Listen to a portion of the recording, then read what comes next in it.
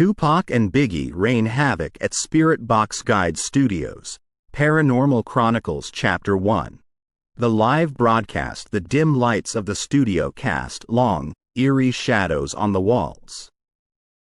Alex, a tall man with salt and pepper hair and a demeanor that spoke of years in the paranormal field, adjusted the dials on his spirit box.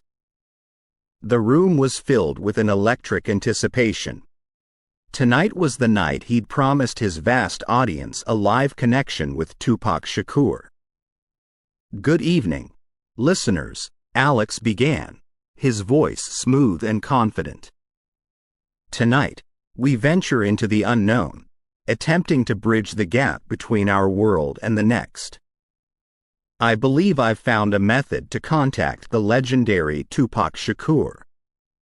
The chat section of the live stream exploded with excitement. Skeptics, believers, and the curious alike had tuned in, their interest piqued by Alex's bold claim. The spirit box, a device believed to pick up frequencies of the dead, hummed to life. Alex adjusted the antenna, ensuring the best possible connection. "Tupac, if you're with us, give us a sign," he beckoned. But instead of the familiar static or fragmented voices, a chilling silence enveloped the room. The stillness was so profound it felt almost tangible, pressing down on Alex, making it hard to breathe. Alex's brow furrowed. This wasn't the reaction he'd expected. He tried again. "Tupac, can you hear me?" Suddenly, the lights in the studio flickered. The screens displaying the live feed glitched, distorting Alex's image. The spirit box, instead of its usual hum, emitted a low growl, causing the hairs on the back of Alex's neck to stand on end. From the corner of his eye, Alex noticed a shadow moving. It wasn't his own. Slowly, he turned around. Behind him, emerging from the darkness, was the unmistakable silhouette of Tupac Shakur. But this wasn't the Tupac the world remembered. This figure was distorted, its edges shimmering as if not entirely of this realm. Beside him, another figure materialized, the spectral form of Biggie Smalls. Alex's heart raced. This was impossible. He'd expected, at best, some distorted audio, maybe a message. But full apparitions? This was uncharted territory. The figures stepped closer, their expressions unreadable. The atmosphere in the room grew colder, the weight of their presence undeniable. Suddenly, the spirit box screeched to life, emitting a cacophony of voices, all speaking at once, drowning each other out in their desperation to be heard. The lights in the studio flashed erratically, casting the room into a strobe-like state of chaos. Alex, panic evident in his eyes, reached for the spirit box, attempting to shut it down. But the device was hot to the touch, burning his fingers. He recoiled, knocking over his chair in the process. The live chat was going wild. Viewers were typing in all caps, their messages a mix of fear, excitement, and disbelief. "What is happening? Is this real? I'm scared." But before Alex could react, the broadcast feed distorted, pixelating his image. The screen went black for a moment, and then, in stark white letters against the black background, a message appeared: "You shouldn't have tried." And then, as abruptly as it had all begun, the broadcast cut off. In the studio, the lights returned to normal. The spirit box, now silent, sat innocuously on the table. The apparitions of Tupac and Biggie had vanished. Alex, sweat dripping from his brow, picked up his chair and sat down, trying to process what had just occurred. He knew he'd ventured into the unknown, but he hadn't expected to open a door he couldn't close. The realization hit him hard. He'd just unleashed something powerful, something he didn't fully understand. And the consequences of his actions were yet to be seen. Chapter 2. The Aftermath. The studio, once a haven for Alex's paranormal pursuits, now resembled a war zone. Wires lay strewn across the floor, screens were shattered, and the once humming spirit box lay silent and broken. The dim overhead lights flickered, casting an eerie glow over the chaos. Alex sat amidst the wreckage, his head in his hands. The weight of what had transpired pressed heavily on him. He replayed the events in his mind, trying to make sense of the inexplicable. The apparitions, the voices, the sudden cutoff of the broadcast, it was all too much to process. His phone buzzed incessantly, pulling him from his thoughts. Notifications flooded in, each beep and ping a reminder of the spectacle the world had just witnessed. Hesitantly, he picked up the device, and the first message that caught his eye sent a chill down his spine. "You shouldn't have tried." It was an anonymous message, no number, no trace. But the intent was clear. He had ventured into forbidden territory, and someone, or something, was warning him of the consequences. Swiping through his notifications, Alex realized the magnitude of the situation. Clips of the shadowy figures of Tupac and Biggie, their spectral forms caught in haunting clarity, had gone viral. Twitter, Instagram, Facebook. Every platform was abuzz with the footage. Paranormal enthusiasts, conspiracy theorists, and skeptics alike were dissecting every second of the broadcast. A trending hashtag caught his eye, #TheHauntedStudio. Clicking on it, Alex was met with a barrage of posts. Some were genuinely concerned, others were speculative, but a significant number were mocking. "Tuned in for a show, and boy did we get one." #TheHauntedStudio, #EpicFail, read one tweet. "Guess Tupac and Biggie weren't fans of Alex after all." #TheHauntedStudio, #Karma, read another. As the hours passed, the narrative began to shift. While initially, the focus had been on the apparitions, it soon turned to Alex's credibility. Doubts were cast, with many questioning the authenticity of the broadcast. Was it a well-executed hoax?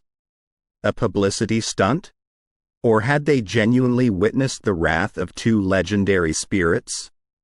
Prominent spirit box guides weighed in, their opinions splashed across paranormal blogs and YouTube channels. Many were scathing in their criticism. "Always knew Alex was a fraud. Tonight just proved it," tweeted Clara Mitchell, a top spirit box guide with a massive following. Real spirit box guides respect the dead. "What Alex did tonight was a disgrace," echoed another from renowned guide, Raj Patel. By morning, Alex's reputation was in tatters. The man who had once been revered in the paranormal community was now its biggest pariah. Invitations to conferences were rescinded, collaborations canceled, and sponsors pulled out. But amidst the chaos, a few voices of support emerged. Fellow spirit box guide, Lydia, reached out with a message of solidarity. "Don't let them get to you, Alex. I believe you. We've all had encounters that are hard to explain. Stay strong." Alex, however, was far from strong. The events of the broadcast, coupled with the public backlash, had taken a toll. He felt isolated, trapped in a nightmare of his own making. He pondered his next move. Retreating from the public eye seemed like the most logical step, but a part of him wanted to set the record straight. He had always approached his work with integrity, and the idea that people believed he'd stage such a spectacle was gut-wrenching. Days turned into weeks, and the fervor around #the haunted studio began to wane. But for Alex, the journey was far from over. He was determined to uncover the truth behind that fateful night, to understand the forces he had unwittingly unleashed. And so, with a renewed sense of purpose, Alex began his quest. Little did he know that the answers he sought would lead him down a path more treacherous and revealing than he could ever have imagined. Chapter 3. The first haunting, the familiar sight of his home, should have been a comfort to Alex, but as he stepped through the front door, a sense of unease settled over him. The events at the studio still weighed heavily on his mind, and he hoped the sanctuary of his home would provide a reprieve. However, as he hung up his coat and made his way to the living room, he noticed something amiss. A vase that usually sat on the mantelpiece was now on the floor, its flowers scattered. He frowned, trying to recall if he'd left it that way, but he was certain he hadn't. Shrugging it off as forgetfulness, Alex decided to make himself a cup of tea, hoping it would calm his frazzled nerves. But as he reached for a mug, it slid away from him, as if pushed by an unseen force. Startled, he stepped back, his eyes darting around the room. The air grew cold, and a soft whisper floated to his ears. It was faint, but unmistakable, lyrics from Tupac's "Hail Mary." The words seemed to come from everywhere and nowhere, enveloping him in a chilling embrace. "Come with me. Hail Mary. Run quick, see." Alex's heart raced. He tried to convince himself it was just his imagination, a byproduct of the traumatic events at the studio. But then, another whisper, this time Biggie's voice from "Mo Money Mo Problems." "I don't know what they want from me. It's like the more money we come across, the more problems we see." Quote. The room seemed to close in on Alex. He felt trapped, the walls echoing with the rapper's lyrics, a haunting reminder of the night's events. Exhausted and overwhelmed, Alex decided to head to bed, hoping sleep would offer an escape. But as he drifted off, his dreams were anything but peaceful. He found himself in a dimly lit alley, the shadows thick with menace. Tupac and Biggie stood before him, their spectral forms more menacing than before. They rapped their lyrics, their voices echoing with a haunting reverb, as they advanced towards him. Alex tried to run, but his feet felt glued to the ground. The rappers closed in, their faces inches from his, their eyes burning with anger. Alex could feel the heat, the intensity, and just as he thought they would consume him, he jolted awake. Gasping for breath, he looked around, trying to ground himself in reality. But the nightmare wasn't over. As he threw off the covers, he noticed cuts on his arms, fresh and stinging, as if made by sharp claws. On his chest, a burn mark, shaped eerily like a microphone. Panicking, he rushed to the bathroom to splash water on his face. As he looked up into the mirror, his reflection was not alone. Behind him stood a spectral figure of Tupac, his eyes filled with a mix of anger and sorrow. "You shouldn't have tried," Tupac's voice echoed, a chilling reminder of the message Alex had received earlier. Alex spun around, but the figure was gone, leaving him alone with his reflection and the weight of the warning. As the day broke, Alex's dog, Max, a loyal golden retriever, became increasingly agitated. He refused to enter the living room, instead standing at the threshold, growling and barking at something Alex couldn't see. Every hair on Max's body stood on end, his eyes fixed on a spot just above the couch.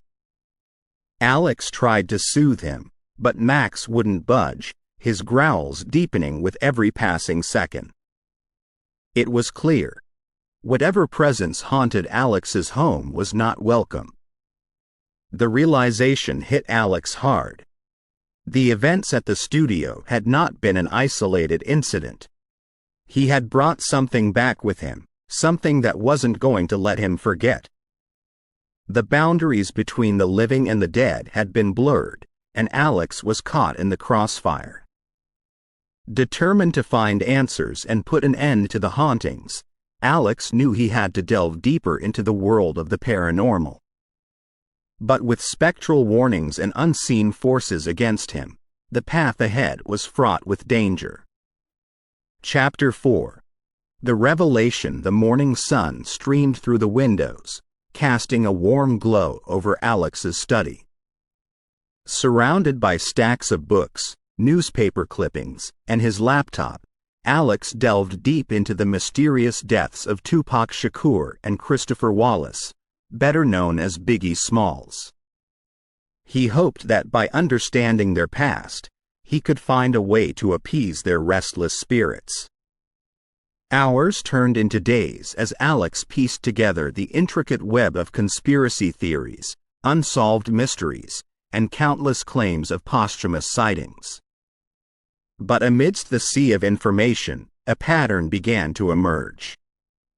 Numerous spirit box guides had claimed to have contacted Tupac and Biggie over the years. Their sessions, broadcasted to eager audiences, promised genuine connections with the legendary rappers. Curiosity piqued. Alex decided to delve deeper. He listened to hours of recordings, each guide promising an authentic experience. But as he dissected the audio, a disturbing truth became evident. Many of these sessions were manipulated, with audio files being overlaid to create the illusion of contact. The voices of Tupac and Biggie, iconic and unmistakable, had been used and distorted to fit the narratives these guides wanted to portray. A heavy weight settled in Alex's chest. He realized that he too had been a part of this deception, albeit unknowingly. His intentions had always been genuine, but in his eagerness to connect, had he too been manipulated? The guilt gnawed at him, and he knew he couldn't stand by and let the exploitation continue. Determined to confront the spirit box community, Alex decided to start with one of the most prominent figures in the field, Lisa Tremaine. Based in New York, Lisa was known for her extravagant sessions, often claiming to contact high-profile spirits. Her broadcasts garnered millions of views, and she had built an empire on her supposed connections. Booking a flight to New York, Alex felt a mix of determination and trepidation. He knew challenging someone of Lisa's stature wouldn't be easy, but he was resolute in his mission. Upon arriving in the city, Alex made his way to Lisa's studio, located in a lavish penthouse overlooking Central Park. The opulence of the place was a stark contrast to Alex's modest setup, and he realized the extent of the empire Lisa had built on her claims. Greeted by her assistant, Alex was ushered into a grand room, the walls adorned with gold records and accolades. Lisa sat at the center, her presence commanding and confident. "Alex," she greeted with a sly smile, "to what do I owe the pleasure?" Without mincing words, Alex laid out his findings. He spoke of the manipulated recordings, the exploitation of Tupac and Biggie's legacies, and the potential consequences of their actions. Lisa listened, her expression unreadable. When Alex finished, she leaned back, her eyes cold and calculating. "You always were naive, Alex," she scoffed. "This is entertainment. People want a show, and I give it to them. As for your genuine connections. Where has that gotten you? Haunted by spirits and ridiculed by the world. Alex bristled at her words but held his ground. This is bigger than ratings and views, Lisa. We're dealing with forces we don't fully understand. We owe it to the spirits and our audience to be genuine. Lisa laughed, the sound echoing through the room. Save your righteous speeches for someone who cares. I've built an empire, and I won't let you or some disgruntled spirits tear it down. Alex realized that reasoning with Lisa was futile. But he wasn't ready to give up. Just remember, he warned, you might scoff now, but when the consequences catch up, don't say I didn't warn you. With that, Alex turned on his heel and left, the weight of his mission pressing down on him. He knew he had a long road ahead, but he was determined to set things right, no matter the cost. Chapter 5. New York's nightmare. The glitz and glamour of New York City's nightlife were in full swing as attendees, dressed in their finest, made their way to the grand ballroom of the Waldorf Astoria. The event, marketed as A Night with Biggie, promised an exclusive live session with Lisa Tremaine, who claimed she would contact the spirit of the legendary rapper. The ballroom was adorned with lavish decorations, the stage set with state-of-the-art equipment. Large screens displayed montages of Biggie's life, his music playing softly in the background. The atmosphere was electric, a mix of excitement and anticipation. As the clock neared the scheduled start time, Lisa took the stage, her confidence evident. "Ladies and gentlemen," she began, her voice echoing through the room, "tonight, we will bridge the gap between our world and the next. We will connect with the notorious B.I.G." The audience erupted in applause, their cameras flashing. Lisa basked in the adoration, her ego inflated by the attention. But as she activated her spirit box, the mood shifted. Instead of the expected static, a deafening silence filled the room. The screens, which had been playing Biggie's videos, went black. A palpable tension settled over the attendees. Suddenly, with a loud bang, the equipment on stage exploded, sending sparks flying. The audience screamed, some ducking for cover, others frozen in shock. The room plunged into darkness, the only light coming from the emergency exit signs. Confusion reigned as attendees tried to comprehend what had just happened. But things took a turn for the worse when people began to realize they couldn't remember how they'd gotten to the event. Conversations filled with panic echoed through the room. "I can't remember. How did I get here? What's happening? Why can't I remember anything before this moment?" Amidst the chaos, a spotlight suddenly illuminated the stage, revealing Lisa, her body rigid, her eyes rolled back. A deep, distorted voice, unmistakably Biggie's, emanated from her. "You play with forces you don't understand," it boomed. "You exploit my legacy for your gain. Now, face the consequences." The room grew colder, the air thick with dread. Shadows danced on the walls, taking on menacing forms. The once grand ballroom had transformed into a scene of horror. Alex, who had been in the audience, hoping to prevent any mishaps, rushed to the stage. He tried to approach Lisa, hoping to free her from the possession. But as he neared her, an unseen force threw him back, sending him crashing into a table. The chandeliers above began to sway, their crystals clinking together, creating an eerie melody. Chairs moved on their own, barricading the exits. The attendees, already in a state of panic, were now trapped. The possessed Lisa, speaking in Biggie's voice, continued her tirade. You wanted a show? Here it is. Feel the wrath of the spirits you've wronged. Suddenly, the room was filled with spectral figures, their forms shimmering, their faces twisted in anger. They moved among the attendees, their touch cold, their presence overwhelming. The pandemonium reached its peak when the barricaded exits burst open, the force sending chairs flying. The spectral figures vanished, leaving the room in disarray. Attendees, their faces pale, their bodies shaking, fled the venue. The once glamorous event had turned into a nightmare, the horrors of the night forever etched in their memories. Alex, bruised but determined, made his way to Lisa, who had collapsed on stage. Her breathing was shallow, her body limp. He knew he had to get her out, to find a way to free her from the grip of the spirits.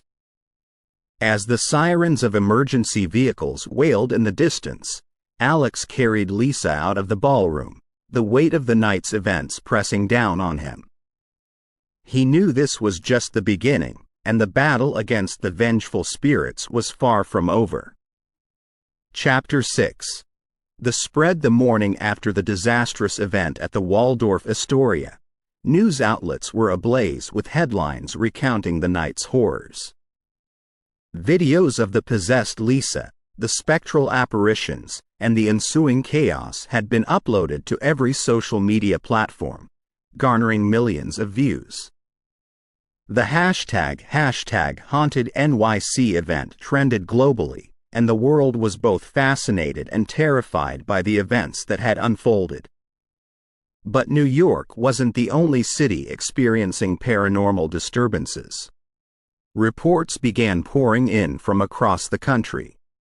Spirit box guides in Los Angeles spoke of equipment malfunctioning during sessions, with screens displaying distorted images of Tupac and Biggie.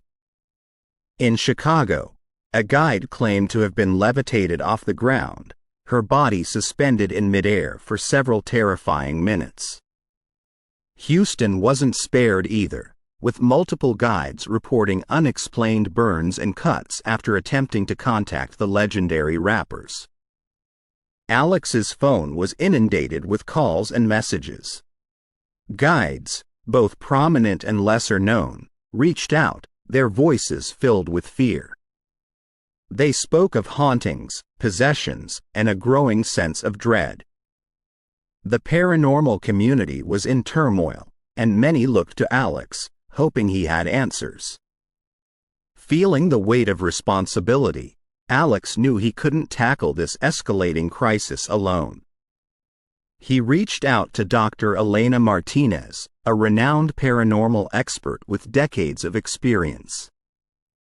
Dr. Martinez had authored several books on spectral phenomena and had been a voice of reason in the often chaotic world of the supernatural. Meeting at Alex's home, the duo pored over the reports, looking for patterns. Hours of research and cross-referencing led to a chilling discovery. Every guide affected by the disturbances had, at some point, manipulated their sessions, using audio files to deceive their audiences. It's a form of spiritual betrayal, Dr. Martinez mused, her brow furrowed in thought. These spirits, especially ones as powerful as Tupac and Biggie, would see this as a grave insult. By distorting their legacies, these guides have invited their wrath. Alex nodded, guilt gnawing at him. I never intended to deceive anyone. But I can't help but feel responsible for all of this. Dr. Martinez placed a reassuring hand on his shoulder. Intent matters, Alex. But now, we need to focus on finding a solution. Determined to put an end to the hauntings, Alex and Dr. Martinez devised a plan. They would visit each affected city, starting with Los Angeles, then moving on to Chicago and Houston. Their goal was to meet with the affected guides, conduct investigations, and hopefully, find a way to appease the angered spirits. As they boarded their flight to Los Angeles, the gravity of their mission weighed heavily on them. The world watched with bated breath, hoping the duo could bring an end to the spectral onslaught. But as the plane soared above the clouds, Alex couldn't shake off a nagging feeling. The spirits of Tupac and Biggie were formidable, their anger justified. The path to redemption would be fraught with challenges, and the duo would need all their expertise, courage, and determination to succeed. Chapter 7. Los Angeles lapses, the city of angels, with its sprawling boulevards and iconic Hollywood sign, was no stranger to the glitz and glamour of celebrity. But beneath the surface, a disturbance was brewing, one that threatened to shatter the very fabric of time. Mark Thompson, a prominent spirit box guide in Los Angeles, had always been a showman. His sessions were theatrical, drawing in large audiences with the promise of connecting with the stars of yesteryears. But recently, Mark had been experiencing something he couldn't explain. During a live session, as he attempted to contact Tupac, Mark felt a sudden jolt. The world around him blurred, and when his vision cleared, he found himself transported to a different time. The surroundings were familiar, yet different. The fashion, the cars, the music, everything screamed the 90s. As Mark tried to make sense of his surroundings, he witnessed a scene that sent chills down his spine. He was on the streets of Las Vegas, and before him stood Tupac Shakur, moments before the fatal drive-by shooting that would claim his life. Mark watched in horror as the events unfolded, the sounds of gunshots echoing in his ears. But before he could process what he'd seen, the scene reset, and Mark found himself reliving the moment, trapped in a never-ending loop of Tupac's final moments. Back in the present, news of Mark's temporal lapses spread like wildfire. Videos of his sessions, where he'd suddenly freeze, his eyes glazed over, only to snap back moments later, drenched in sweat and terror, went viral. Alex and Dr. Martinez, upon hearing about Mark's predicament, knew they had to intervene. They arrived at Mark's studio, a modern space overlooking downtown LA. The room was filled with equipment, but the atmosphere was thick with tension. Using a genuine spirit box, one that Alex had used in his early days, they attempted to communicate with Tupac. The static crackled, and after a few tense moments, Tupac's voice came through, clear and unmistakable. "You play with time, with memories you don't understand," Tupac's voice echoed, filled with anger and pain. "You exploit my legacy, my final moments, for your gain. How many times must I die for your entertainment?" Alex, his voice filled with genuine remorse, replied, "We're here to make things right, Tupac. We want to free Mark and ensure your legacy is respected." There was a pause, the tension in the room palpable. Then Tupac's voice came through again, softer this time. "The cycle must be broken. Respect must be earned." With Dr. Martinez's guidance, Alex began a ritual, calling upon benevolent spirits to aid them. They chanted, the room filling with a soft glow. The energy shifted, and after what felt like hours, the room returned to normal. Mark, who had been in a trance-like state, slowly came to. His eyes, once filled with terror, now showed relief. "It's over," he whispered, tears streaming down his face. "I'm free." But as Alex and Dr. Martinez left the studio, they knew their work was far from over. The hauntings continued, and the duo was more determined than ever to put an end to the spectral disturbances. The journey ahead was long, but they were ready to face whatever challenges lay in store. Chapter 8.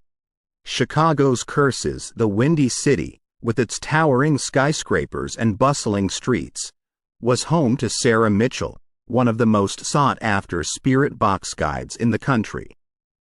With a massive following and a reputation for delivering authentic experiences, Sarah was at the pinnacle of her career. But in the span of a week, her world came crashing down. It began with a break-in at her state-of-the-art studio. Thousands of dollars worth of equipment was stolen, leaving her unable to conduct her scheduled sessions.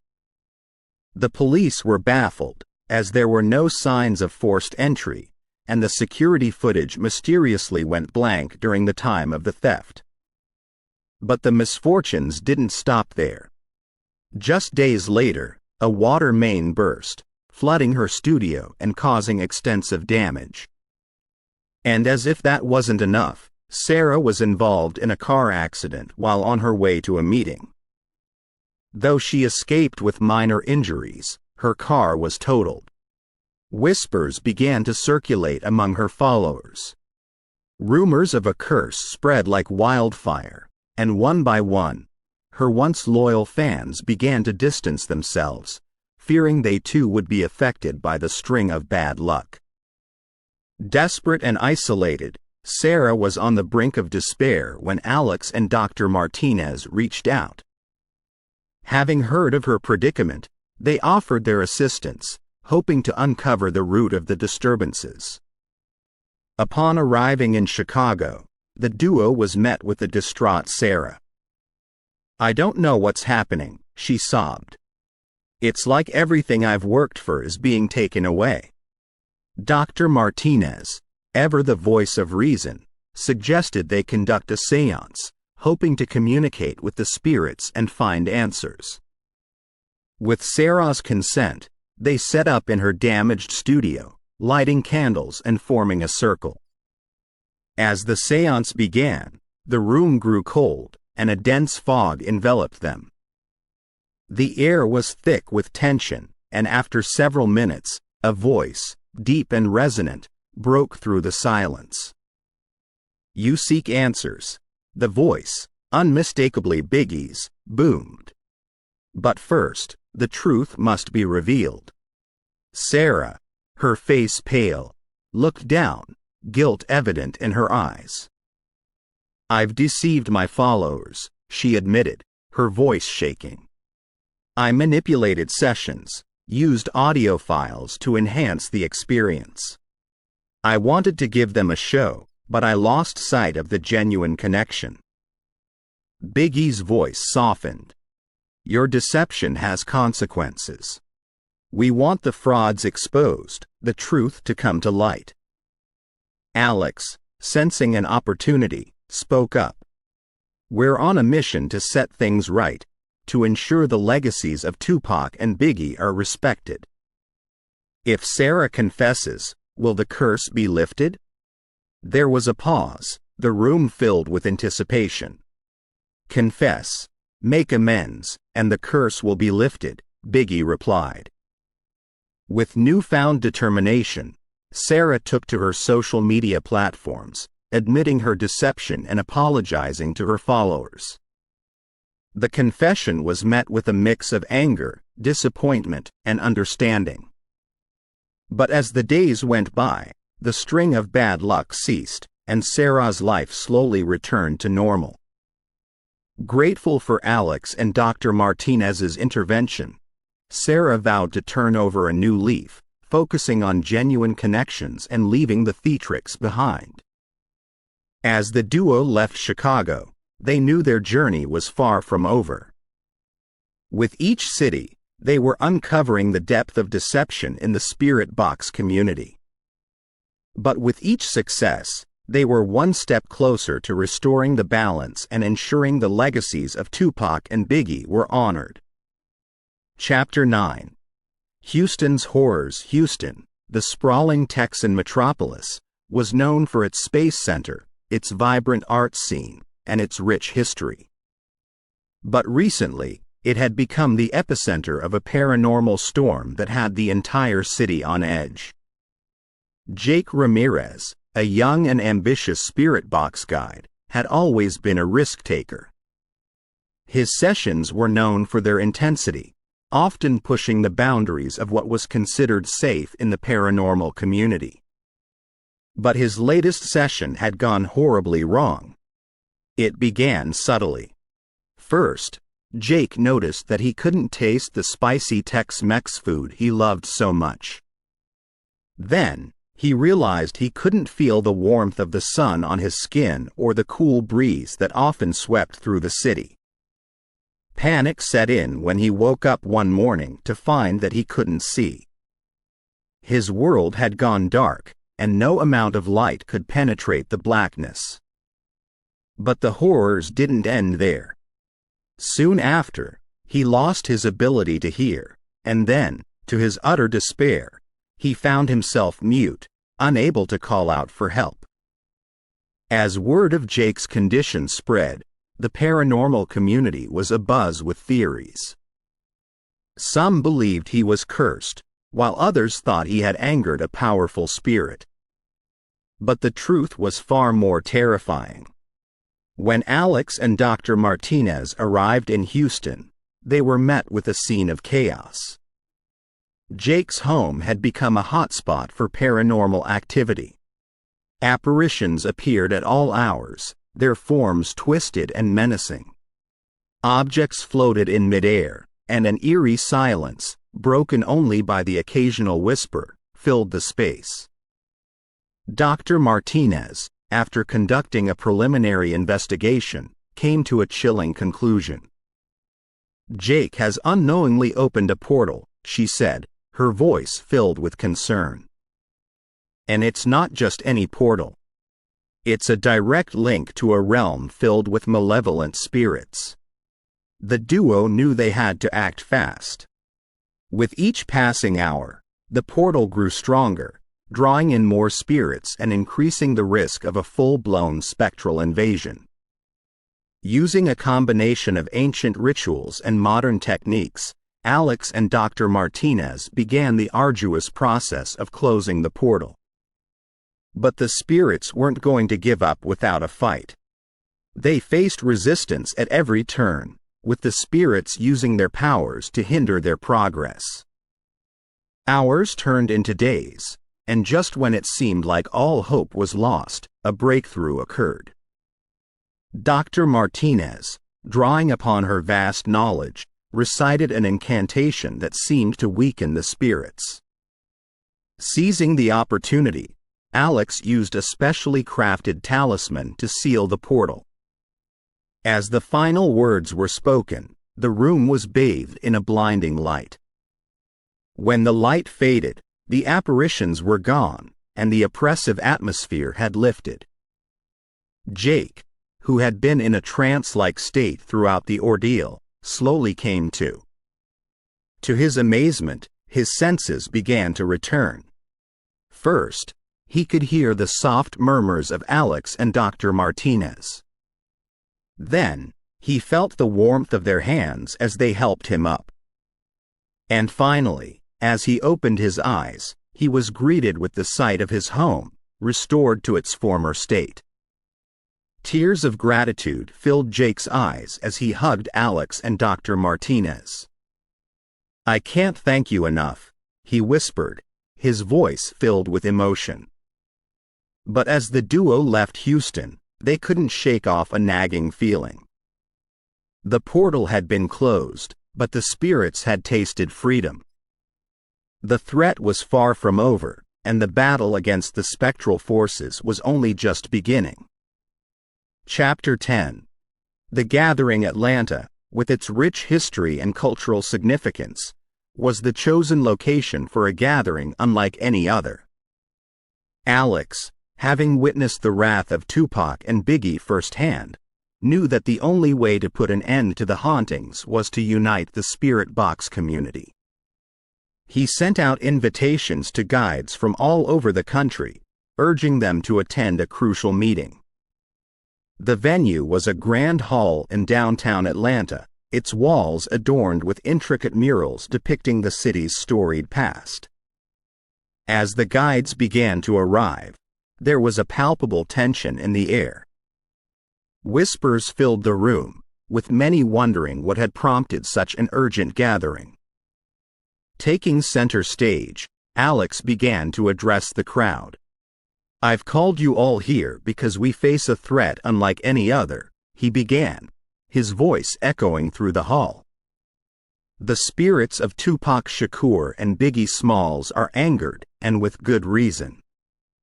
He went on to reveal the truth about the fraudulent practices that had become rampant in the spirit box community.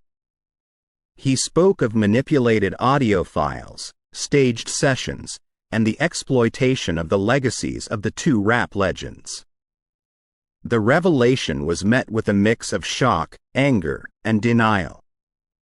Some guides, their faces red with embarrassment, hung their heads in shame.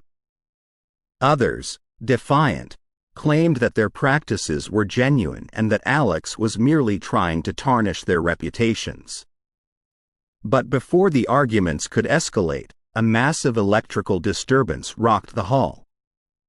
Lights flickered, equipment sparked, and a deafening hum filled the air. The room went dark, and in the eerie silence that followed, two spectral figures appeared on stage.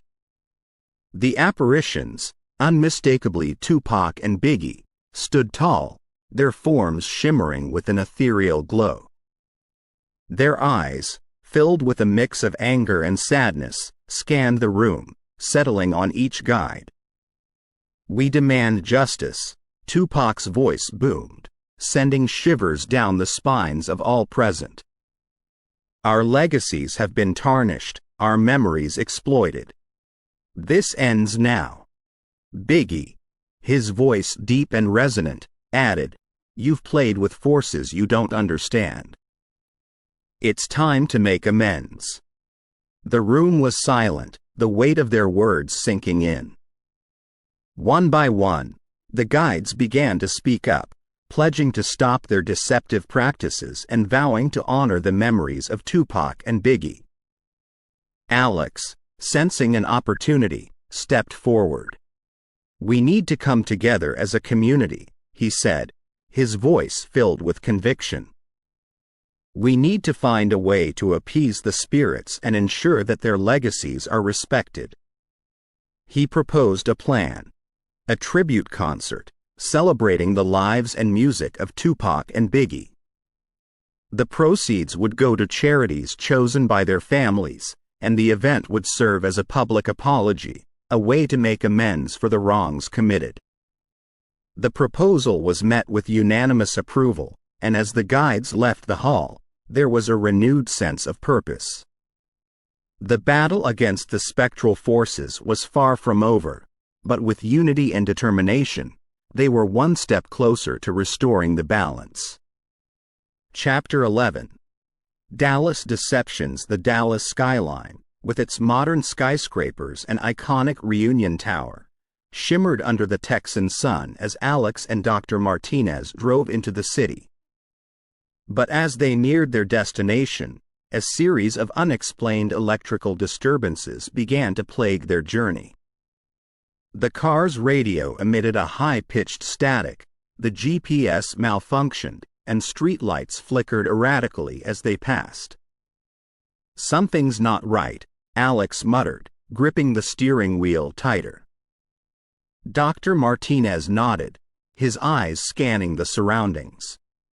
Dallas is a hub of energy, both natural and supernatural. But this is different. Their destination was a quaint house in the Oak Lawn district, the residence and studio of Rebecca, a spirit box guide who had recently gained notoriety in the paranormal community. She claimed to have genuine connections with the spirit world, boasting of her ability to communicate with entities that others couldn't. Rebecca greeted them at the door, her demeanor confident. "Welcome," she said, her voice smooth. "I've been expecting you." The interior of her home was a mix of modern decor and ancient artifacts. Shelves lined with crystals, candles, and old tomes gave the place an aura of mysticism. In the center of her living room stood a makeshift stage, where a local musician named Danny was setting up for a session. "We're about to witness something incredible," Rebecca whispered to Alex and Dr. Martinez as they took their seats. As the session began, the atmosphere grew thick with tension. Danny began to play a haunting melody on his guitar, his voice echoing through the room. But as the minutes ticked by, his demeanor changed. His eyes glazed over, his fingers moved erratically over the guitar strings, and his voice grew deeper, more guttural. Dr. Martinez leaned forward, his eyes narrowing. "He's being possessed," he whispered to Alex. Without hesitation, Dr. Martinez approached the stage, his fingers clutching a small vial of salt water. Muttering an incantation under his breath, he sprinkled the water on Danny, who convulsed and then slumped forward, the possession broken. The room was silent, the attendees in shock. Danny, disoriented, looked around, confusion evident in his eyes. What happened? Rebecca, her face pale, stepped forward. I didn't think it would go this far." Alex, his patience wearing thin, confronted her. "What did you do, Rebecca?" She hesitated, then with a sigh, confessed. "I've been using dark rituals to enhance my sessions. I thought it would make the connection stronger, more genuine. But I didn't realize the consequences." Dr. Martinez, his expression grave, spoke up. "You've been playing with forces you don't understand. These rituals, they don't just enhance connections, they break barriers, allowing malevolent spirits to enter our realm." Rebecca, tears in her eyes, nodded. "I realize that now. I just wanted to be the best, to prove that I was genuine. But I went about it the wrong way." Alex, though angry, felt a pang of sympathy for her. "We all make mistakes, Rebecca. But it's how we make amends that defines us." Rebecca nodded, determination in her eyes. "I'll do whatever it takes to set things right." As they left her home, Dr. Martinez turned to Alex. "This is just the beginning. If other guides are using similar methods, the consequences could be catastrophic." Alex nodded, his resolve strengthening. "Then we need to stop them.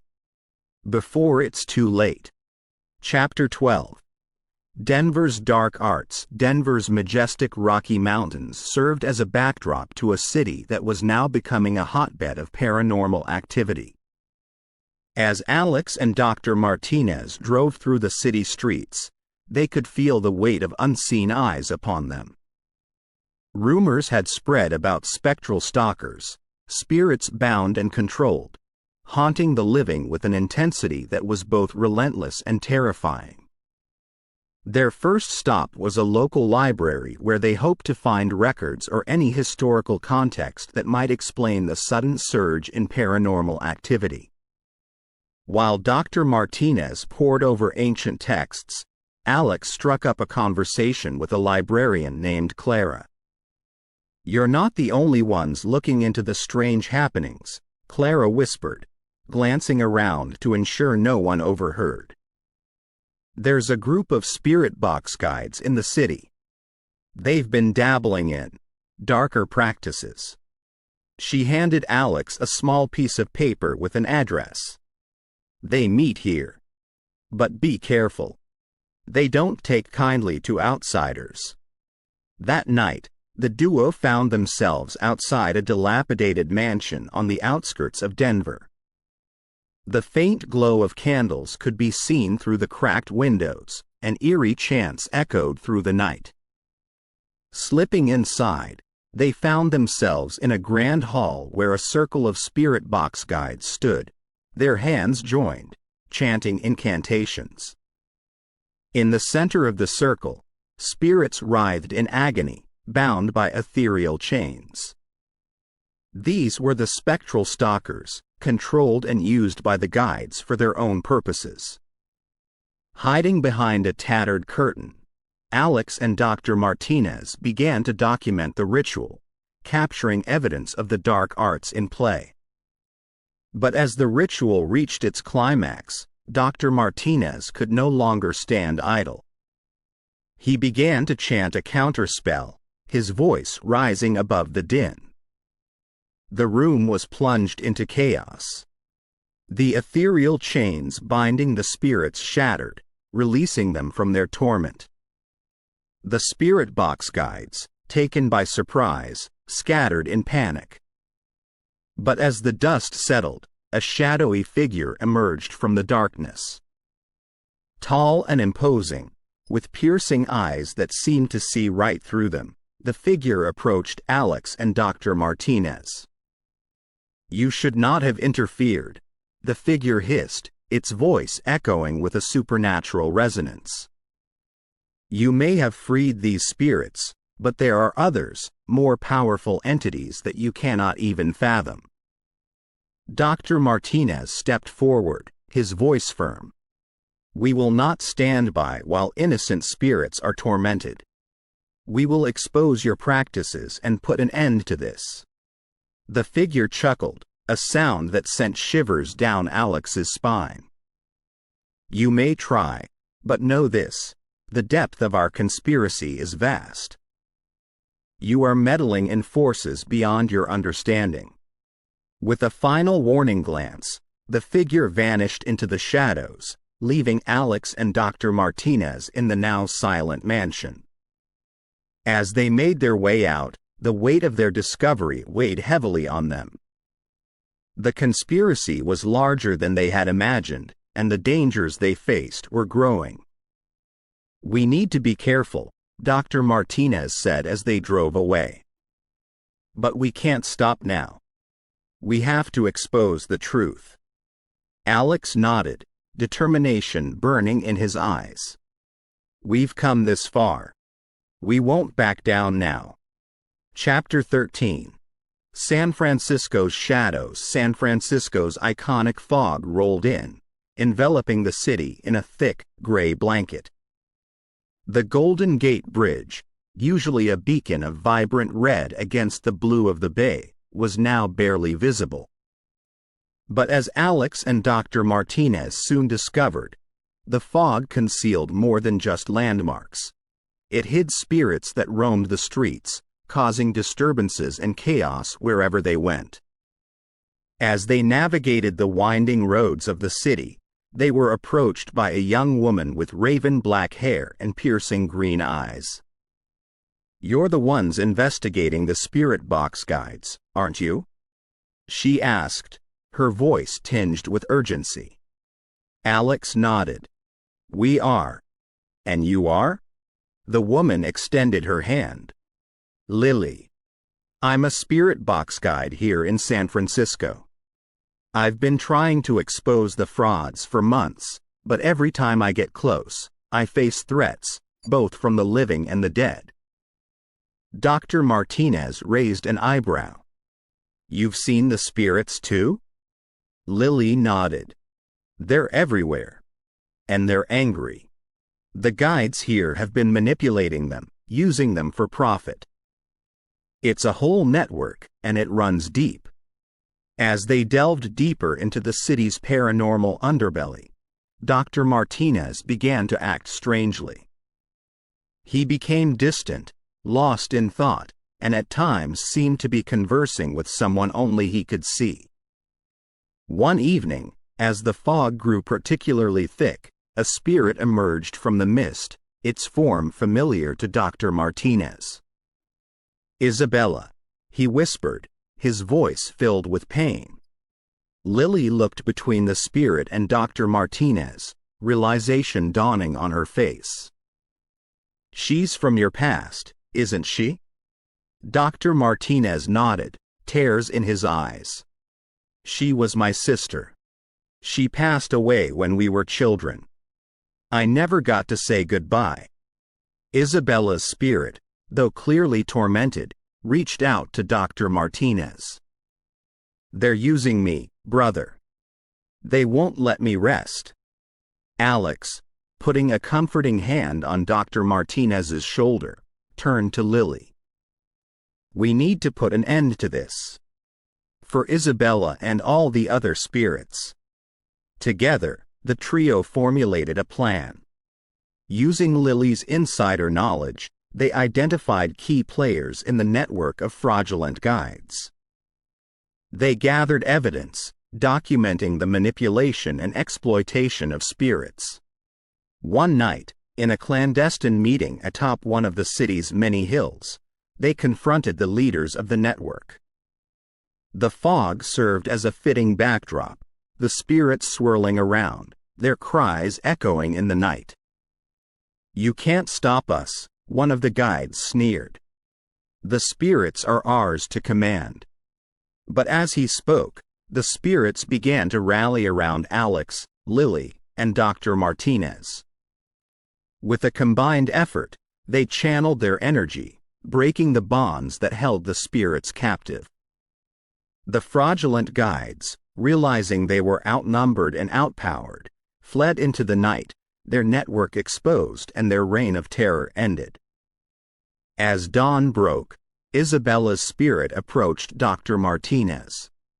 Thank you, brother, she whispered, her form beginning to fade. I can finally rest. Dr. Martinez, tears streaming down his face, nodded.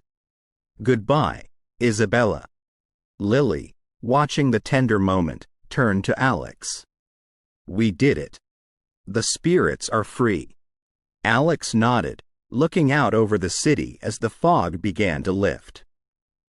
But our journey is far from over. There are more cities, more spirits that need our help. And with that, the duo, now joined by Lily, set off on their next adventure, determined to bring justice to the spirit world. Chapter 14. Seattle's Secrets. The constant drizzle of Seattle added a melancholic backdrop to a city already steeped in mystery. The iconic Space Needle pierced the gray sky, standing tall amidst the chaos that had recently enveloped the city.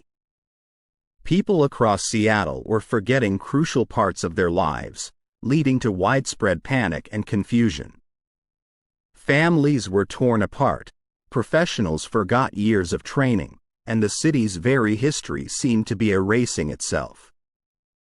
As Alex, Dr. Martinez, and Lily delved into the heart of the city, they began to uncover a sinister pattern. The victims all had one thing in common. They had recently consulted with spirit box guides. And at the center of it all was a name that kept coming up: Marcus. Marcus was a legend in the spirit box community. Charismatic and powerful, he had a reputation for being able to connect with spirits like no other. But as the trio soon discovered, Marcus had a dark side. He had been using his abilities to manipulate memories, erasing any evidence of his misdeeds and covering his tracks. As they dug deeper, Alex began to struggle with his own memories. Past mistakes, long buried, began to resurface, haunting his every step. He remembered a time when he had inadvertently hurt someone with his own spirit box sessions, the guilt weighing heavily on him. Dr. Martinez, noticing Alex's distress, pulled him aside. You can't let the past define you, he said, his voice firm. We all make mistakes. It's how we learn and grow from them that matters. With renewed determination, the trio set out to confront Marcus. They found him in an old warehouse by the waterfront, the building pulsating with energy. As they entered, they were immediately hit with a wave of memories, both good and bad, the air thick with emotion. Marcus stood at the center of it all, a smirk on his face. Ah, The meddlers, he sneered. You think you can stop me? Alex stepped forward, anger burning in his eyes. You can't play with people's memories. You're destroying lives. Marcus laughed, the sound echoing eerily around the warehouse. Memories are just data, easily manipulated and erased. And with every memory I take, I become more powerful.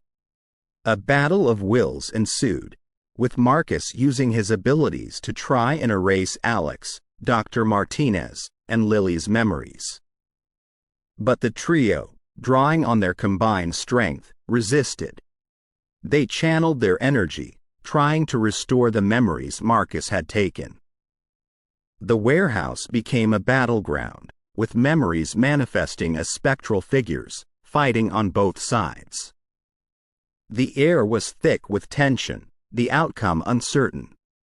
But as the battle raged on, Alex had an idea.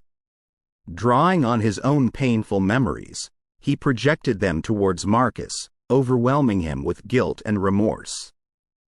Marcus, unprepared for the onslaught, faltered, his defenses crumbling. Seizing the opportunity, Dr. Martinez and Lily joined Alex, and together, they managed to restore the city's memories, the spectral figures fading away as the memories found their way back to their rightful owners. Marcus, defeated and drained, collapsed to the ground, his reign of terror over. As the trio left the warehouse, the city of Seattle began to come back to life. Families were reunited, professionals returned to their work, and the city's history was restored.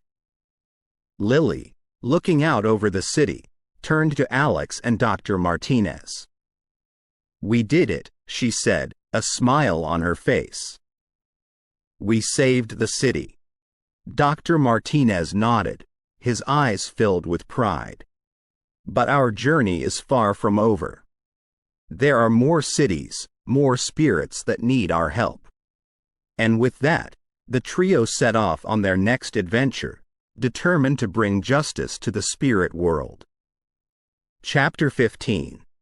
Phoenix's Phantoms. The sun blazed down on Phoenix, casting long shadows across the desert landscape.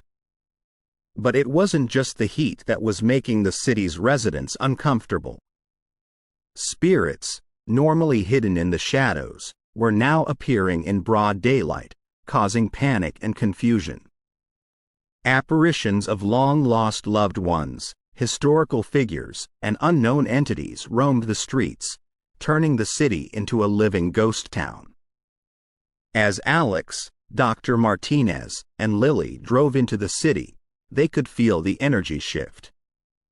The air was thick with tension, and the spectral figures seemed to be drawn to them, sensing their connection to the spirit world. Through their investigations, they learned of a spirit box guide named Adrian, who was rumored to be at the center of the disturbances. Adrian, young and ambitious, had been opening multiple portals across the city in an attempt to amplify his abilities.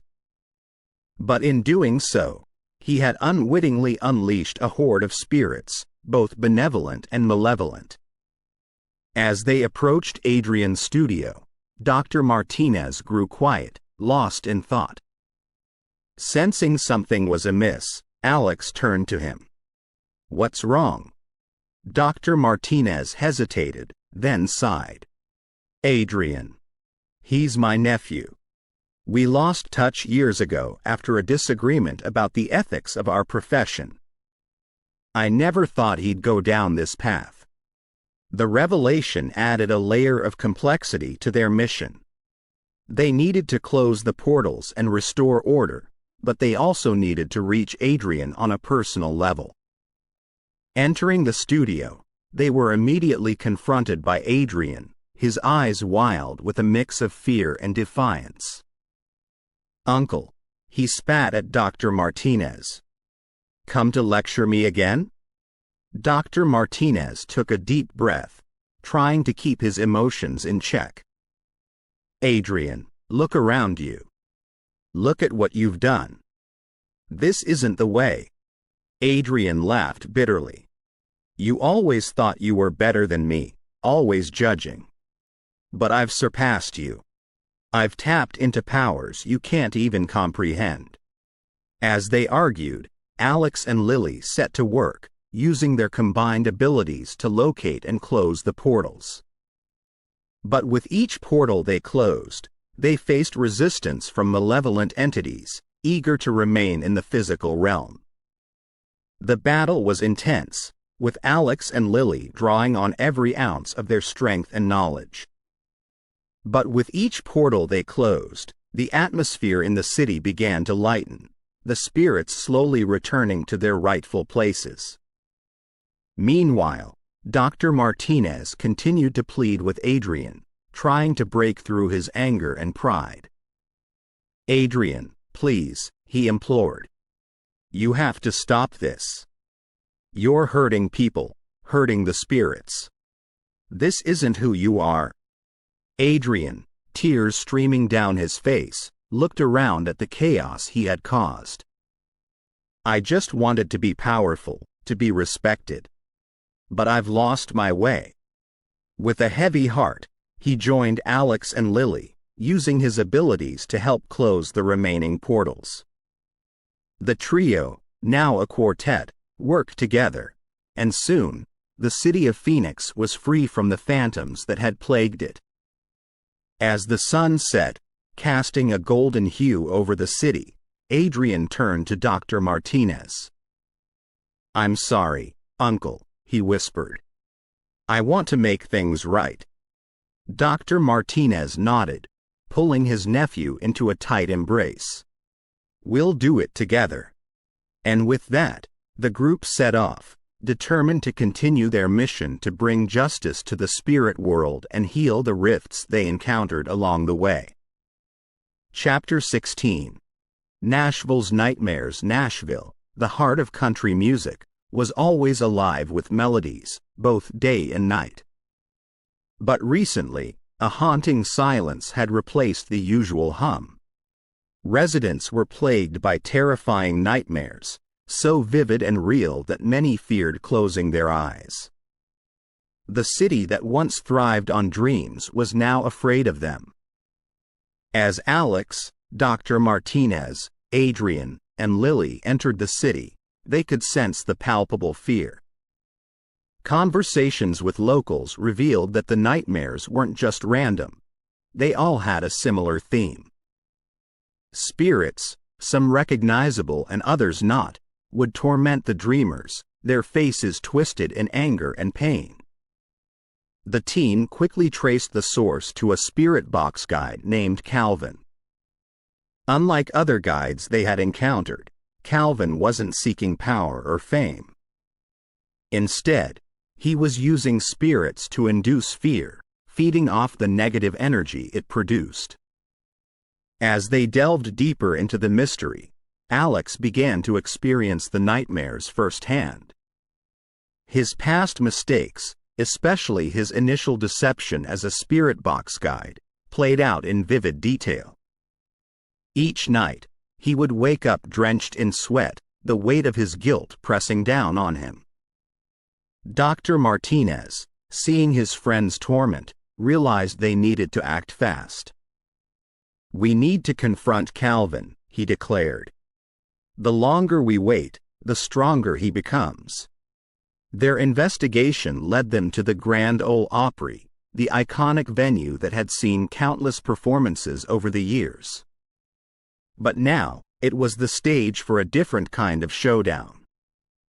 Calvin was there, his eyes glowing with malevolence.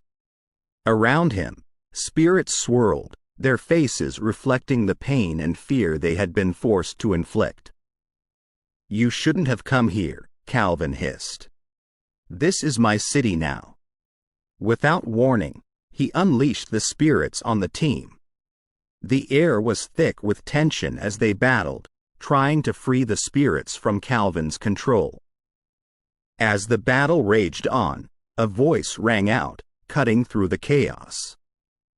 It was a famous musician, Dolly, known for her angelic voice and kind heart. She had been watching from the shadows, inspired by the team's efforts. Using her voice, she began to sing, her melody pure and soothing. The spirits, drawn to her, began to calm down, their anger dissipating. One by one, they were freed from Calvin's control, returning to their rightful places. Calvin, weakened and outnumbered, was quickly subdued. As he was led away, he looked back, his eyes filled with regret. "I just wanted to be noticed," he whispered. With the city freed from its sleepless torment, the team took a moment to rest.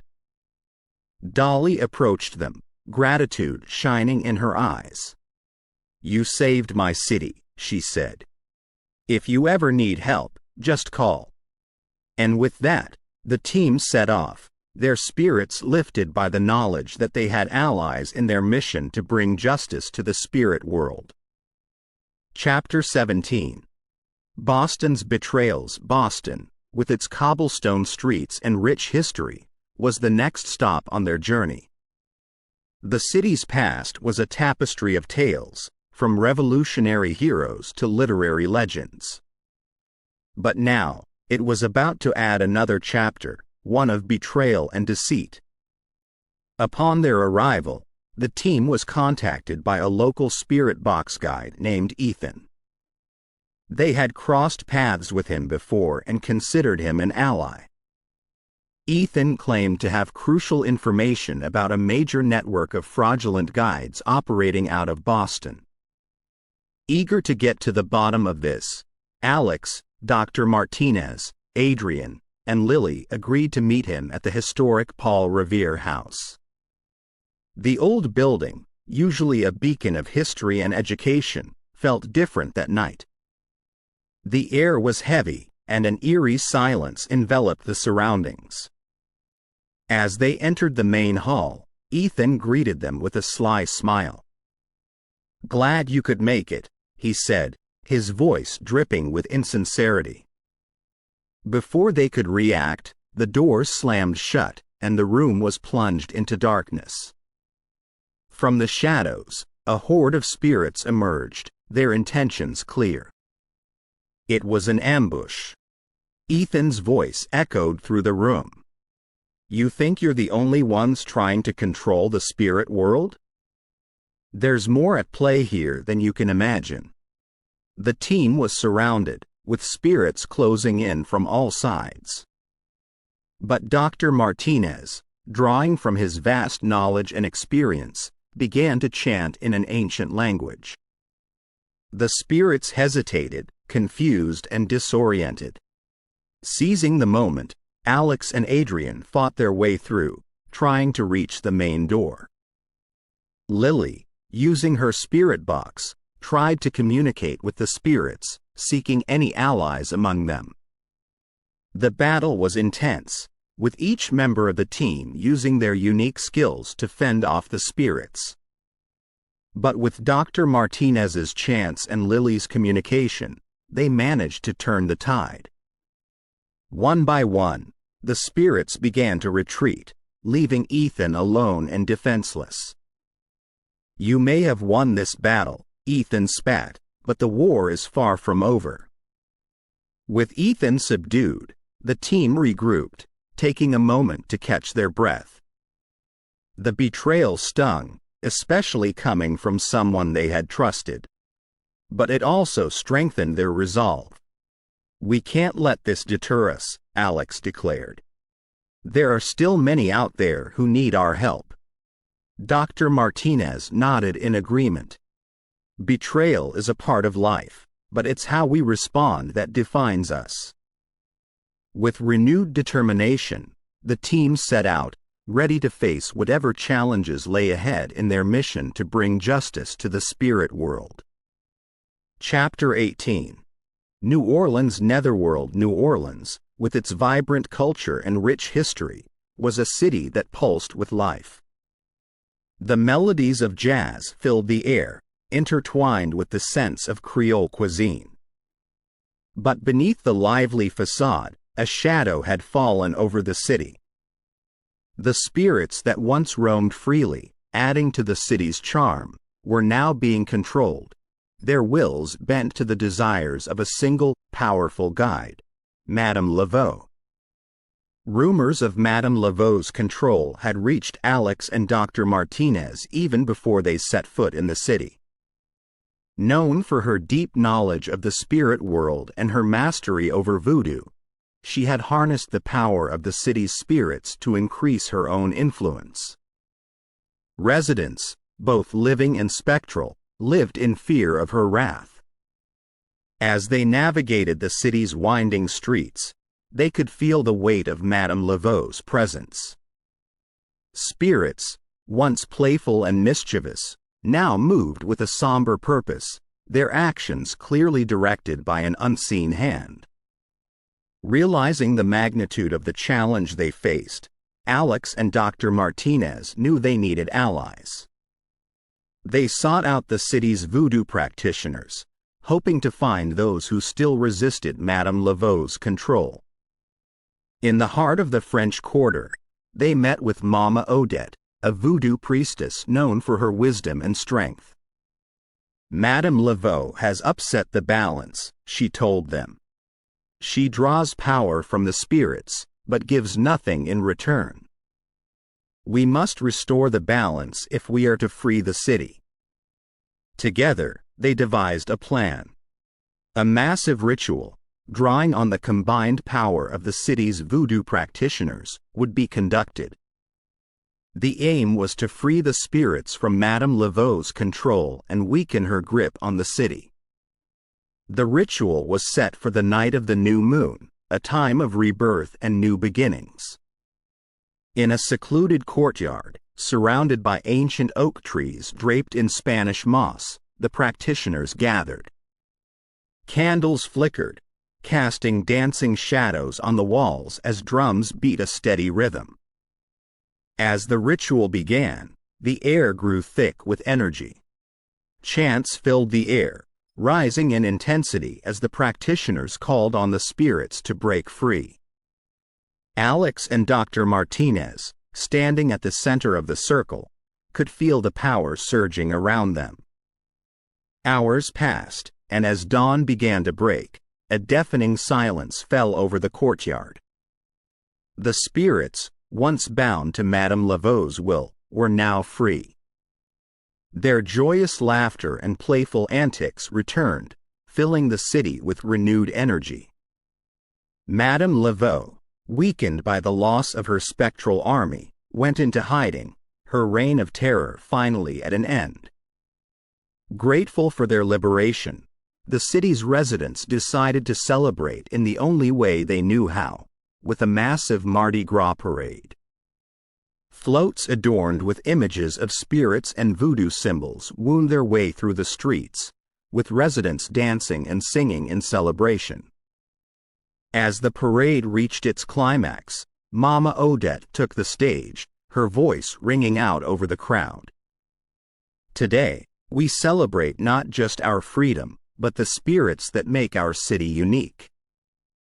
Let us never forget the importance of balance and respect. With the city's spirits once again free to roam, New Orleans returned to its vibrant self, its melody richer and more joyful than ever before.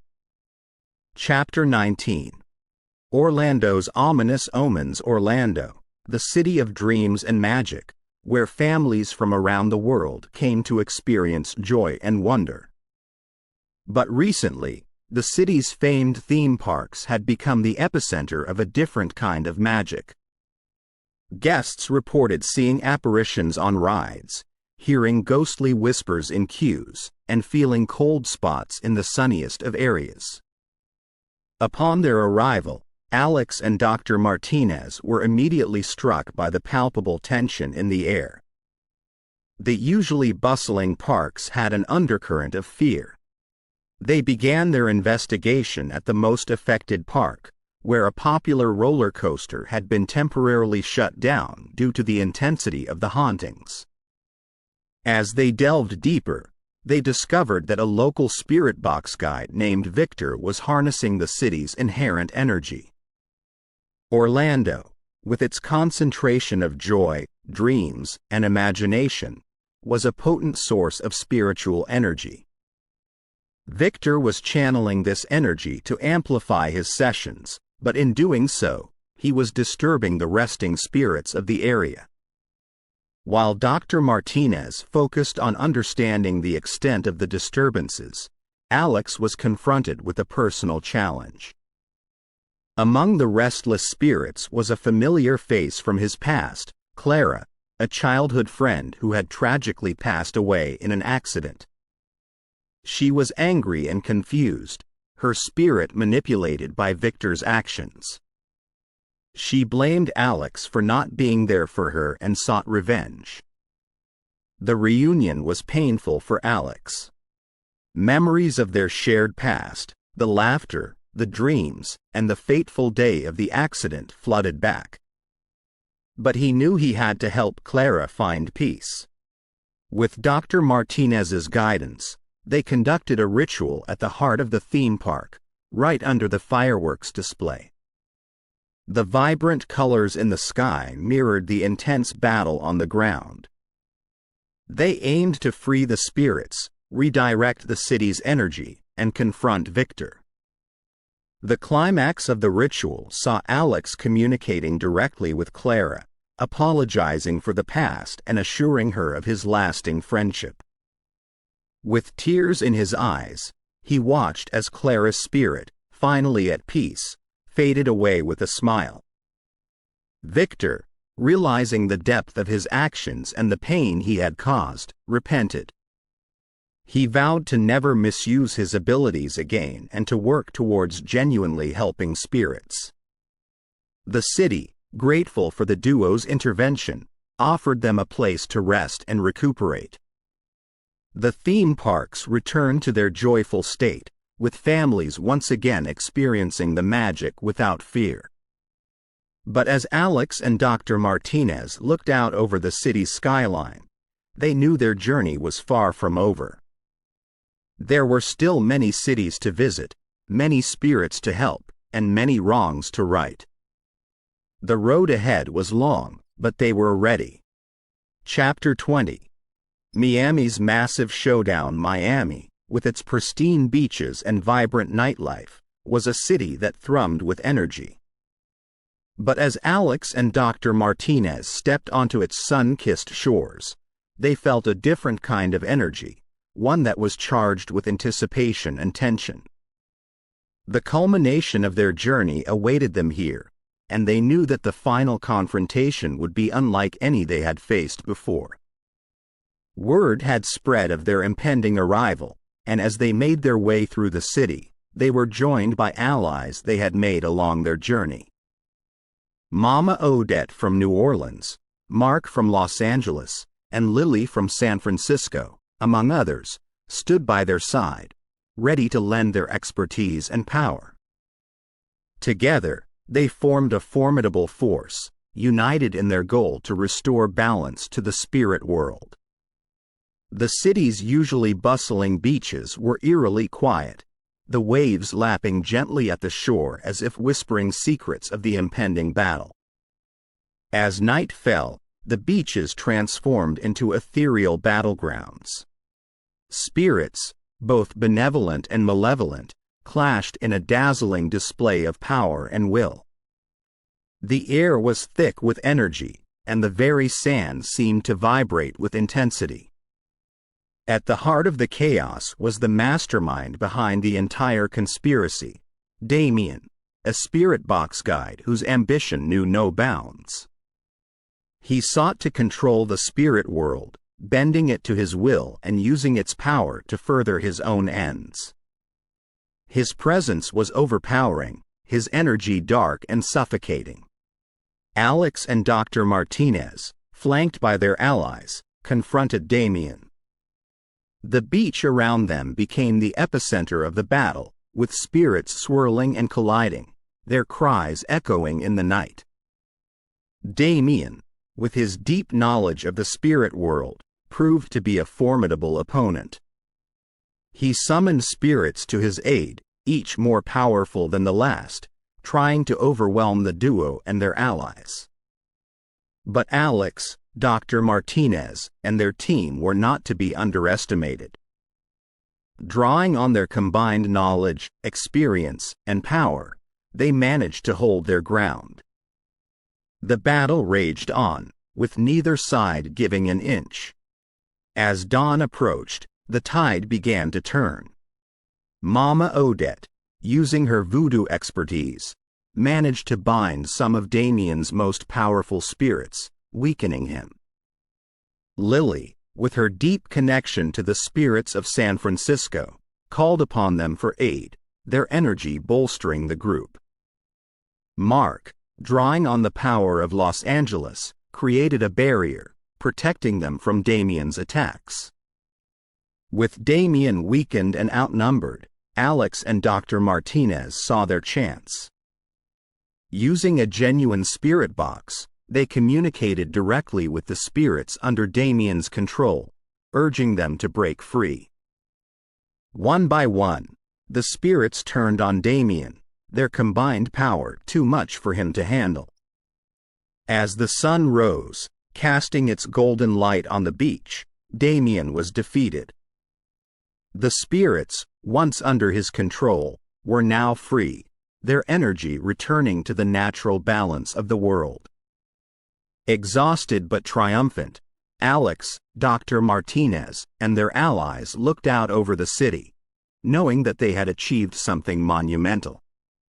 The spirit world was once again in balance, and the cities they had visited could begin to heal. But as they celebrated their victory, they knew that their journey was not over. There would always be those who sought to exploit the spirit world, and they would be there, ready to defend it. Chapter 21. The showdown. The sun hung low in the Miami sky, casting long shadows across the city's iconic skyline. The air was thick with tension, the usually vibrant streets eerily silent. Rumors had spread like wildfire, and the city was on edge. The showdown that had been building for so long was finally upon them. Alex and Dr. Martinez stood outside a grand mansion, the base of operations for Miami's top spirit box guide, Victor. The duo had pieced together the puzzle, and all signs pointed to Victor as the mastermind behind the widespread frauds. But Victor was not just any guide. He possessed an artifact of immense power that amplified the capabilities of the spirit box, allowing him to control and manipulate spirits on an unprecedented scale. The mansion's doors swung open, revealing Victor, a tall man with piercing eyes and an air of arrogance. "So, you finally figured it out," he sneered, holding up the artifact, a shimmering crystal that pulsed with energy. "With this, I can harness the power of any spirit, bend them to my will. Do you really think you can stop me?" Alex stepped forward, anger evident in his eyes. "You've deceived and exploited innocent spirits for your own gain. This ends now." Victor laughed, the sound echoing ominously. "You're out of your depth. With the power I command, I am unstoppable." As he spoke, the ground trembled and the air grew cold. Spirits, their forms twisted and contorted, emerged from the shadows, their eyes glowing menacingly. Victor was not alone. Dr. Martinez, ever the voice of reason, tried to reason with Victor. "This power you wield, it's unnatural. You're disrupting the balance of the spirit world. Release the spirits, and let's find a way to set things right." But Victor was beyond reasoning. With a wave of his hand, he sent the spirits charging towards Alex and Dr. Martinez. The duo braced themselves, drawing on their knowledge and experience to fend off the onslaught. Just as things seemed bleak, a powerful energy surged through the area. The spirits of Tupac and Biggie materialized, their forms radiating with intensity. They had been watching, waiting for the right moment to intervene. Tupac, his voice filled with authority, addressed Victor. "You think you can control us? Use us for your own gain? You're mistaken." Biggie added, "We've seen the pain and suffering you've caused. It's time to end this." Victor, though taken aback, was not deterred. Using the artifact, he attempted to control Tupac and Biggie, but the two spirits resisted, their wills too strong to be dominated. A battle of epic proportions ensued. Victor, with the power of the artifact, against Tupac, Biggie, Alex, and Dr. Martinez. The very ground shook with the intensity of their confrontation, and the skies darkened, as if nature itself was reacting to the clash of energies. In the midst of the chaos, Alex saw an opportunity. With a determined sprint, he lunged at Victor, knocking the artifact from his grasp. Dr. Martinez, seizing the moment, channeled his energy and shattered the artifact, releasing a blinding burst of light. The trapped spirits, now freed from Victor's control, began to disperse, their forms fading away as they returned to the spirit world. Victor, drained of his power and defeated, collapsed to the ground. The sun began to rise, casting a golden hue over the city. The hauntings had ceased, and a sense of calm returned. Tupac and Biggie, their forms now peaceful, nodded in gratitude to Alex and Dr. Martinez. "We never wanted any of this," Tupac said. "Thank you for setting things right." Biggie added, "The spirit world is in balance once more, thanks to you." With that, the two spirits faded away, leaving Alex and Dr. Martinez to reflect on their journey. They had faced unimaginable challenges, but together, they had triumphed. As they walked away from the mansion, the city coming to life around them, they knew their mission was far from over. There would always be those who sought to exploit the spirit world, and they would be there, ready to defend it. Chapter 22. Exposed truths. The sun had barely risen, but Miami was already buzzing with activity. News vans lined the streets, reporters clamoring for the latest scoop on the spirit box scandal that had gripped the nation. The revelations about the frauds, the powerful artifact, and the involvement of the spirits of Tupac and Biggie had sent shockwaves through the community. Inside a bustling newsroom, journalists were hard at work, piecing together the intricate web of deception that had ensnared so many.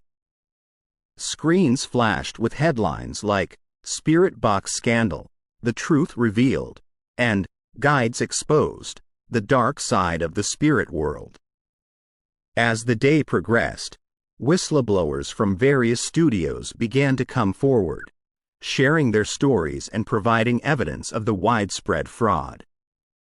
Some spoke of being pressured into faking sessions, while others admitted to willingly participating in the deception for fame and fortune. Amidst the chaos, a documentary crew approached Alex, seeking an exclusive interview. They wanted an insider's perspective, a first-hand account of the events that had transpired. Alex, though hesitant at first, agreed, seeing it as an opportunity to set the record straight. The interview was conducted in a quiet studio, away from the prying eyes of the media. Alex recounted his journey, from his initial foray into the world of spirit boxes to the showdown in Miami. He spoke candidly about his own involvement in the frauds, his guilt, and his quest for redemption. As the interview aired, social media erupted with debates. Many condemned the fraudulent guides, calling for legal action and accountability. Others expressed sympathy for Alex, praising him for coming forward and exposing the truth. Some guides, faced with the weight of their actions, publicly apologized, expressing remorse for their deception. Others, fearing backlash, went into hiding, their reputations forever tarnished. Dr. Martinez, ever the educator, saw this as an opportunity to enlighten the masses. He organized a lecture on genuine spiritual connections, aiming to dispel myths and promote authentic communication with the spirit world. The lecture was streamed live, and within hours, it went viral. Viewers from around the world tuned in, captivated by Dr. Martinez's insights and expertise. As the days turned into weeks, the fervor surrounding the scandal began to subside. The news cycle moved on, but the impact of the revelations lingered. The spirit box community was forever changed, with many seeking to rebuild trust and establish genuine practices. Alex, though relieved by the truth coming to light, struggled with mixed emotions. The weight of his past actions weighed heavily on him, and he grappled with feelings of guilt and shame. But amidst the turmoil, he found solace in the knowledge that he had played a part in exposing the truth and setting things right. One evening, as he sat on his balcony overlooking the Miami skyline, he received a call. It was Dr. Martinez, checking in on his friend. "It's been a whirlwind, hasn't it?" he remarked. Alex sighed. "It has. But I'm glad the truth is out. I just wish I could have done things differently." Dr. Martinez offered words of comfort. "We all make mistakes, Alex. What matters is how we make amends. You've done that, and more." The two chatted for a while, finding solace in their shared experiences. As they hung up, Alex gazed out at the city, a sense of peace washing over him. The journey had been long and arduous, but in the end, the truth had prevailed. Chapter 23. Consequences and Redemption. The fallout from the Spirit Box scandal was swift and severe. As the days turned into weeks, legal actions began to mount against the most notorious fraudulent guides. Lawsuits, both civil and criminal, were filed, with victims seeking justice for the deception they had endured. Victor, the mastermind behind the widespread fraud, faced the harshest penalties. The evidence against him was overwhelming, from the testimonies of whistleblowers to the physical artifact that had amplified the spirit box's capabilities. As his trial began, it became the talk of the nation.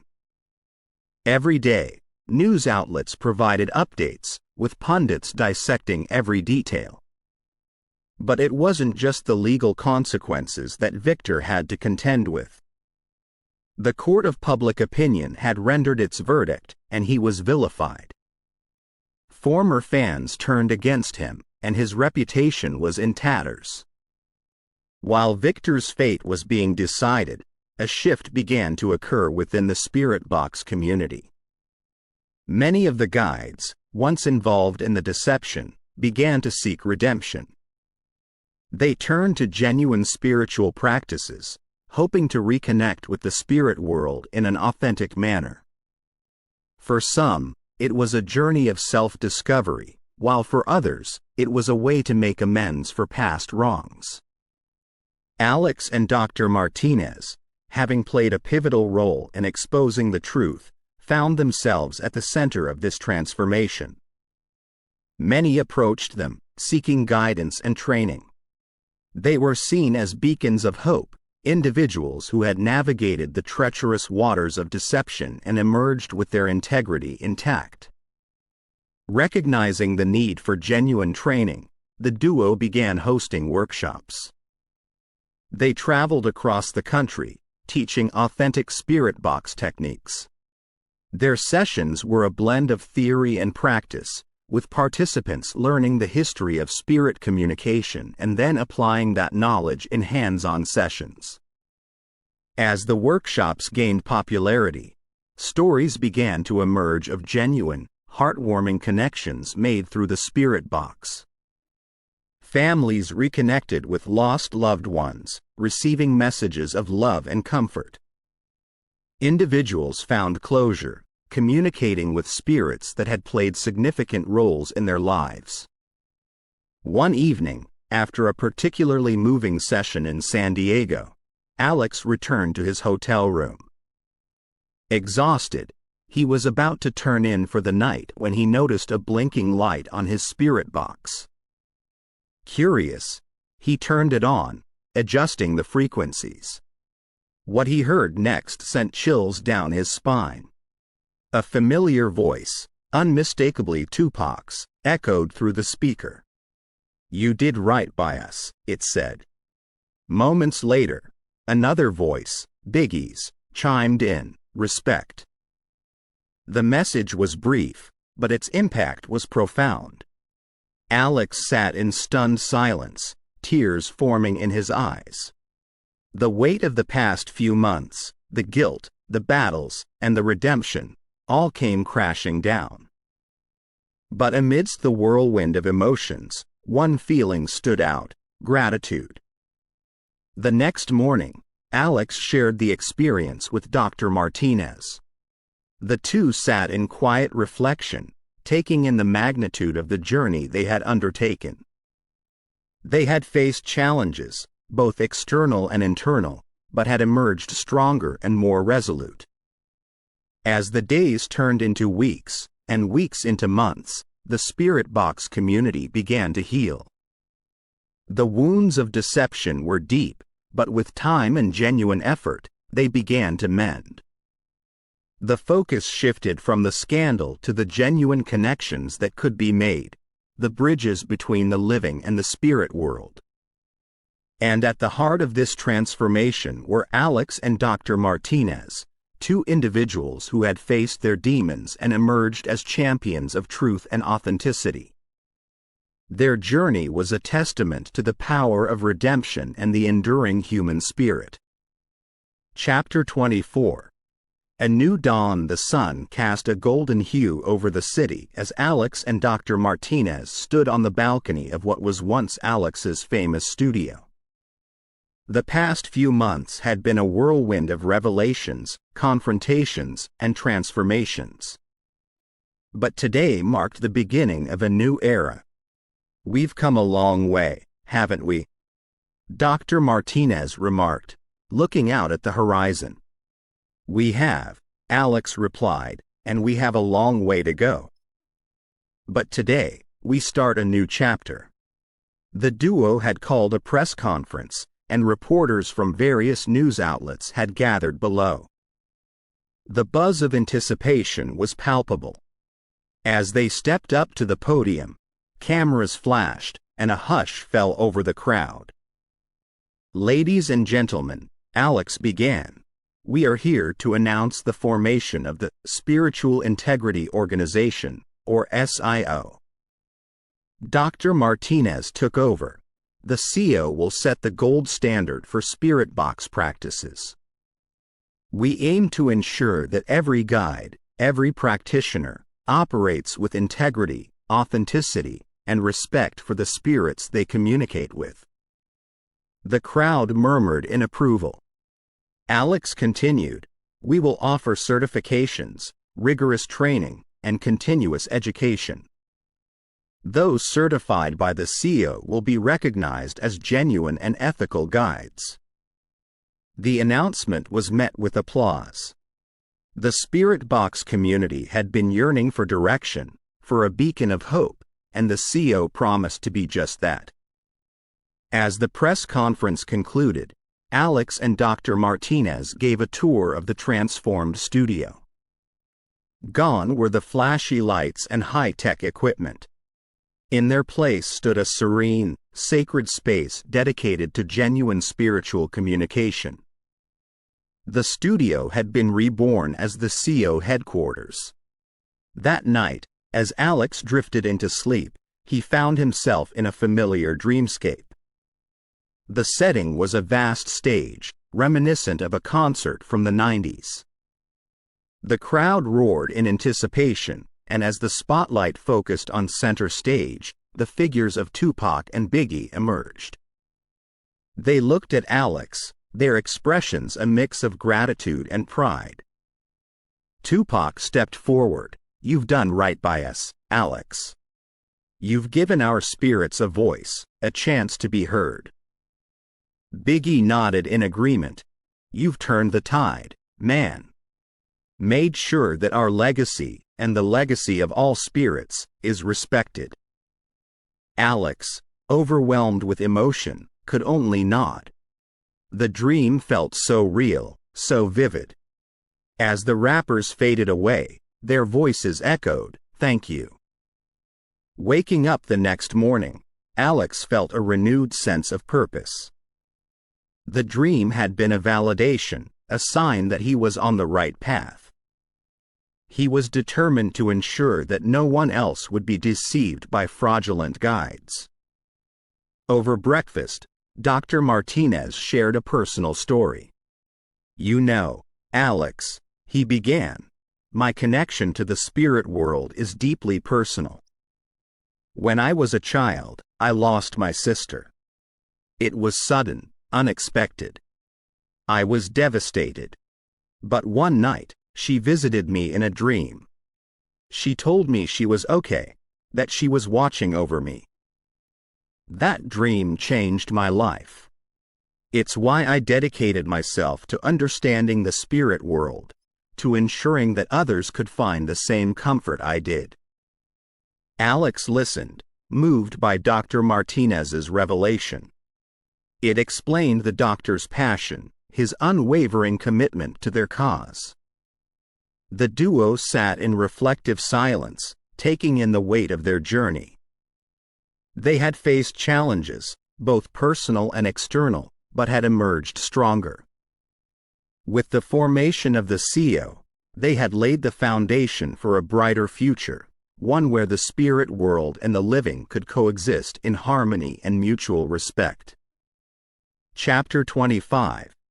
Tribute and Farewell. The Miami sun set, casting a warm orange glow over the massive outdoor arena. The stage was set, lights dimmed, and a hushed anticipation filled the air. Alex had pulled out all the stops to organize a tribute concert for Tupac and Biggie, bringing together top artists from across the globe. The event was not just a musical extravaganza. It was a testament to the journey of truth, redemption, and spiritual awakening. As the first chords of a familiar song echoed through the arena, the crowd erupted in cheers.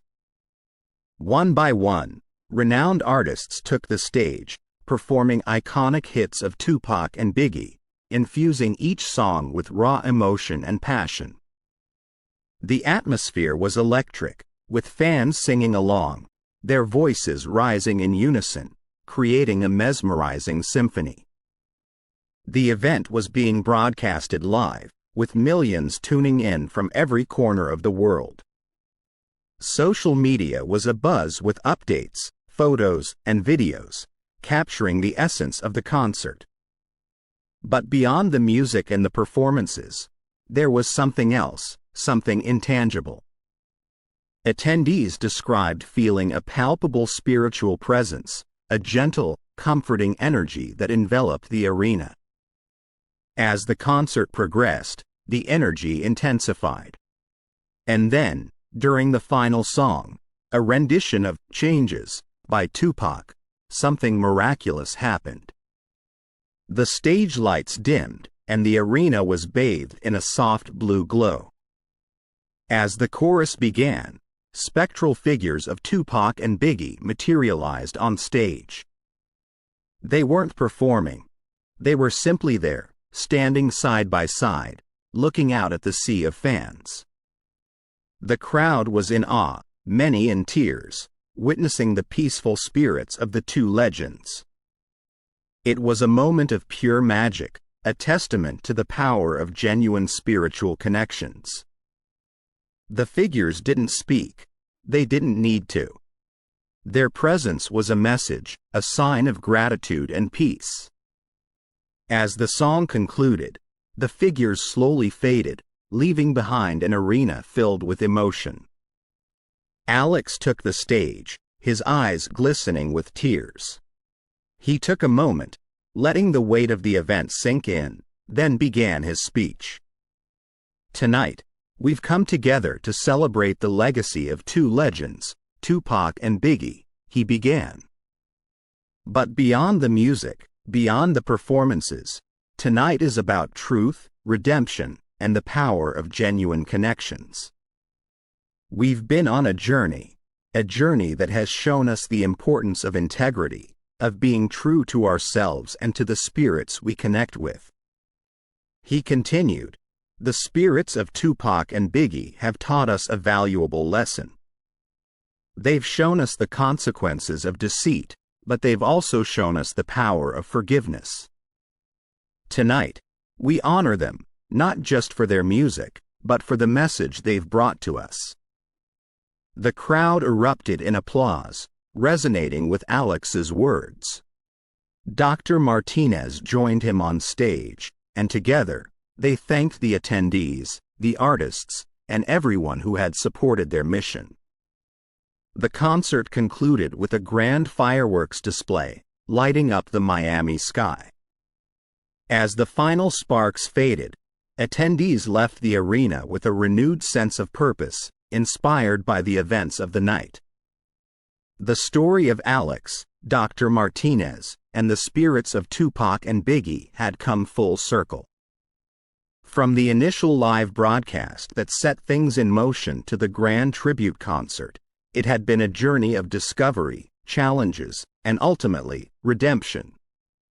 The tale emphasized the power of genuine connections, the importance of integrity, and the everlasting impact of truth.